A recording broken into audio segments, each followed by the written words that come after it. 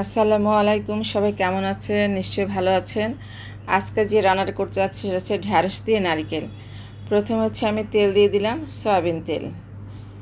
এরপর দিয়ে দেব পেঁয়াজ কুচি। এই ঢ্যাঁড়স দিয়ে নারিকেল রান্নাটায় পিচ্ছিল ভাব যেহেতু থাকে না, বাচ্চারা খুব পছন্দ করে। এরপর দিয়ে দেব হচ্ছে কয়েকটা কাঁচামরিচ। ঝালটা আপনাদের ইচ্ছা মতো দিবেন। আমি এখানে তিন চারটি কাঁচামরিচ দিয়েছি।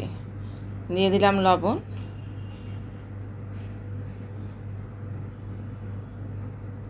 সামান্য হলুদ। এটা হচ্ছে কালার করার জন্য। আপনি যদি ইচ্ছা করেন হলুদ দিতে, যে হলুদ প্রয়োজন নয় বা আমি কালার করতে চাই না, নর্মাল রাখতে চাই, সেটাও পারবেন। এরপর দিয়ে দিচ্ছি নারকেল কোরানো।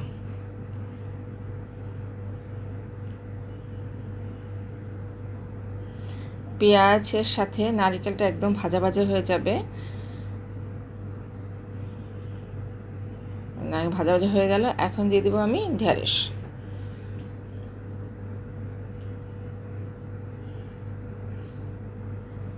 আমি এখানে কোনো পানি ব্যবহার করিনি। আপনার নারকেল দিয়ে ঢ্যাঁড়সটা অল্প আঁচে ভেজে নেবেন।